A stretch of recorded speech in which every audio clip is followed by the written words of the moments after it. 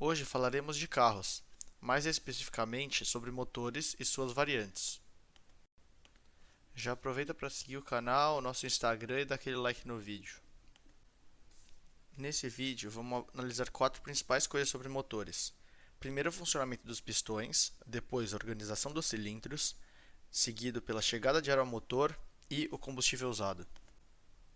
Então vamos começar primeiro falando sobre a função do motor do carro, né? Então a função do motor é dar energia para o veículo. O motor faz isso por meio de uma combustão interna. Para isso, ele precisa no motor de combustível, ar e de um gastilho para a explosão. A energia dessa explosão é então passada para que as rodas se mexam. Vamos agora ver um pouco mais em profundidade o funcionamento dos pistões, que é o que gera energia para o veículo andar. Antes disso, contudo, é importante entender por que é tão importante o funcionamento dos pistões. Cada pistão de um carro fica dentro de um cilindro. Dentro desse cilindro ocorre um ciclo, que envolve combustível e ar, para que o pistão se movimente linearmente dentro do cilindro. Esse movimento do pistão é crucial, porque é aí que o carro está transformando a energia da combustão em energia mecânica, que é a mesma energia que vai ser levada até a roda. Esse movimento linear do pistão dentro do cilindro gera a rotação do virabrequim. O virabrequim é essa peça aqui.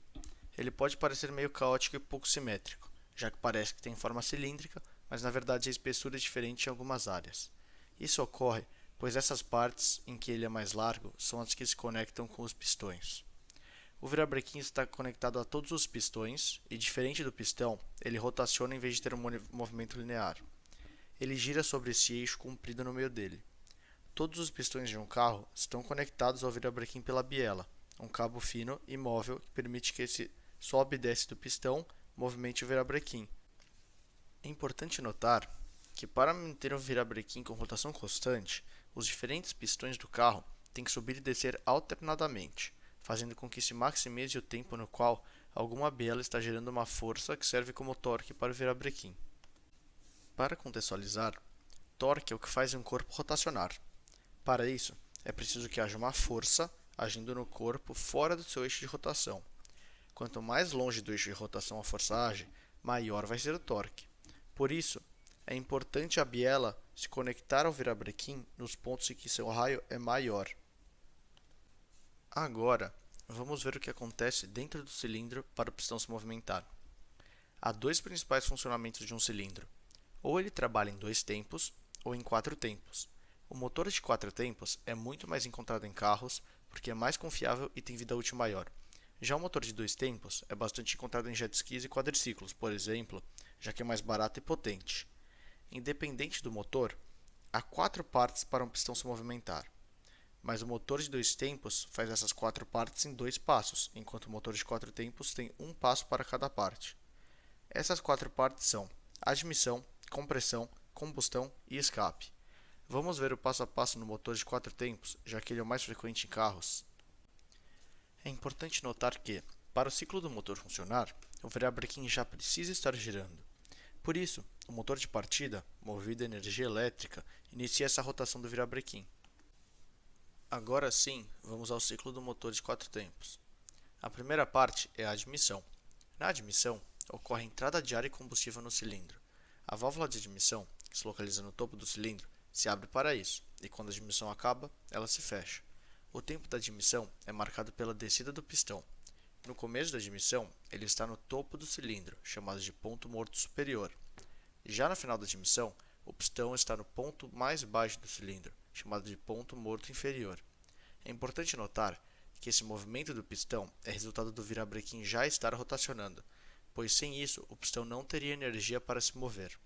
E esse movimento é necessário para dar espaço para o ar e o combustível dentro do cilindro. O segundo passo do funcionamento de um cilindro no motor de quatro tempos é a compressão. Por conta do giro do virabrequim, o pistão é forçado a subir o cilindro novamente.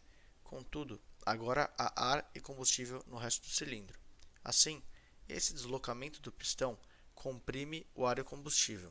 Quando o pistão sobe totalmente, o tempo de compressão acaba. Esse passo é muito importante, já que ele prepara o pistão para a explosão, que é o nosso próximo passo.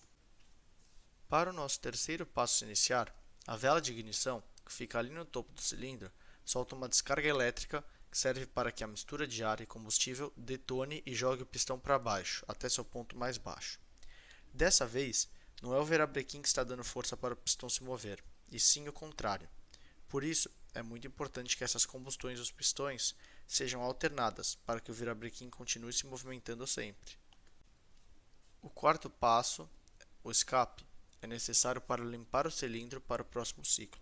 Na subida do pistão, o que restou da explosão é retirado pela válvula de escape. Assim, chegamos ao final do ciclo de um cilindro de 4 tempos. Agora, vamos ver outras variáveis que o motor pode ter.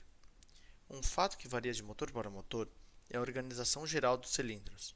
Nós já vimos que eles precisam estar conectados ao mesmo virabrequim, mas mesmo assim, há várias maneiras dos cilindros estarem organizados entre si.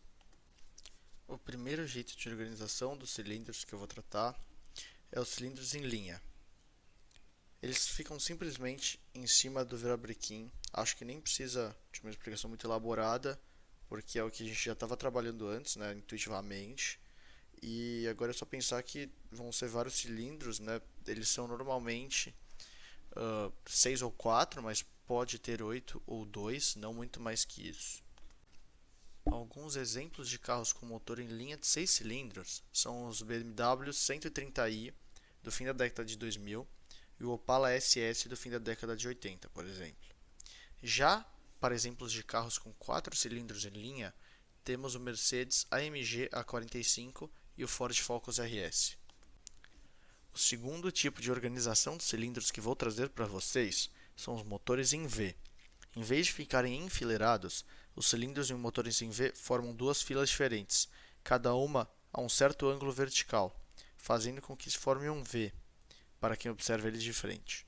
O virabrequim ficaria na base desse V, obviamente, já que todos os cilindros têm que se conectar a ele. Uma vantagem do motor em V é que ele é mais compacto, permitindo que o carro tenha uma melhor aerodinâmica. Eles também ficam mais baixos do que os motores em linha, ajudando o centro de gravidade do carro a ficar mais próximo ao chão. Já uma desvantagem do motor em V é que ele pode gastar mais combustível. Pelas suas características, o motor em V é muito usado em carros esportivos. Quando ouvimos que um Mustang tem motor V8, por exemplo, significa que há 8 cilindros distribuídos em V no motor do carro. A quantidade de cilindros nos motores em V varia até mais do que para os motores em linha. Motores que têm 2 ou 4 cilindros, chamados de V2 e V4, são encontrados em motos. Já carros, os motores V6 a V12 são bastante utilizados. Alguns exemplos de carros com motor em V são o Nissan GT-R com motor V6, o Porsche 912, um dos supercarros mais rápidos do mundo, com motor V8, a Lamborghini Sexto Elemento com motor V10 e a Ferrari 812 com motor V12. Além do número de cilindros, algo importante para um carro esportivo ter performance é o volume dos cilindros, ou seja, o tamanho do interior dos cilindros, já que obviamente os carros que têm cilindros maiores terão combustões mais fortes e maior energia transferida para o carro. O motor V6 do Nissan GT-R atual tem volume de 3 a 3,8 litros.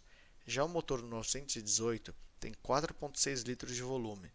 O V10 da Lamborghini tem 5,2 litros e o V12 da 812 tem 6,5 litros.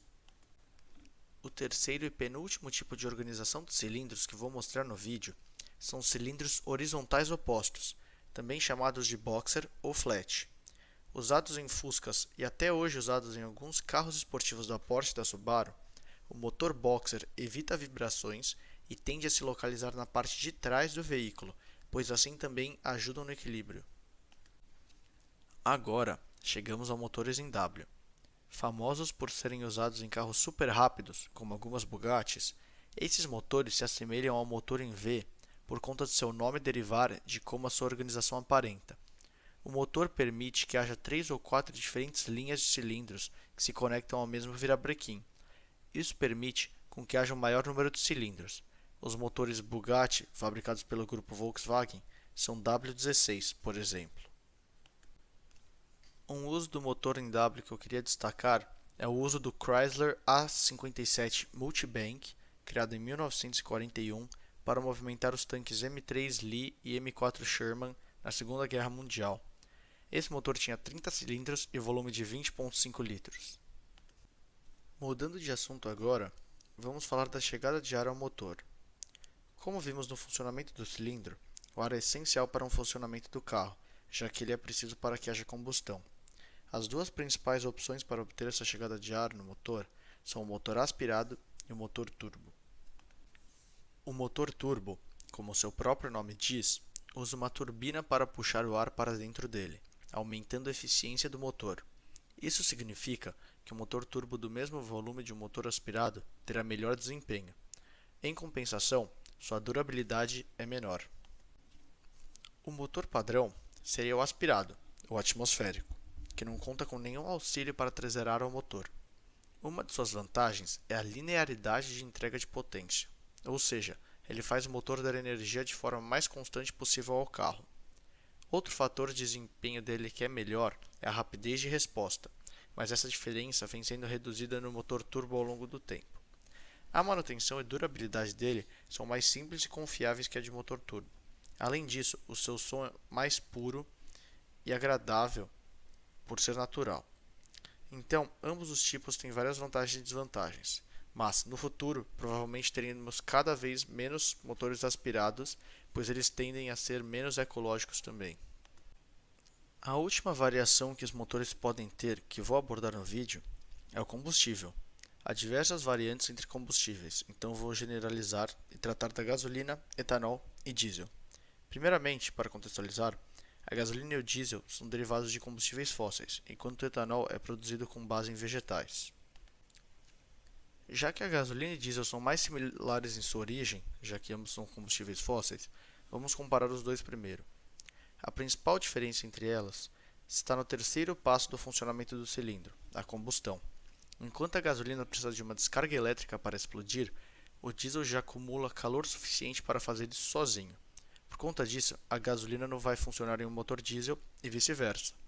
Um fato importante de se notar é que o diesel é normalmente mais caro que a gasolina. Para compensar, o diesel oferece maior energia pela mesma quantidade de combustíveis comparado à gasolina. Então, no final, o custo-benefício de ambos é quase o mesmo e, obviamente, depende de veículo para veículo. Agora, vamos falar sobre o etanol. É a que se destaca por ser menos prejudicial ao meio ambiente, já que tem origem vegetal. O etanol normalmente é misturado com gasolina antes de ser comercializado. Além disso, o etanol, ao contrário do diesel, é menos eficiente e mais barato que a gasolina. Muito obrigado por chegar até aqui no vídeo. Espero que você tenha gostado. É um vídeo bastante informativo. Então, se você gostou, aproveita para seguir o canal e fica ligado para os próximos vídeos.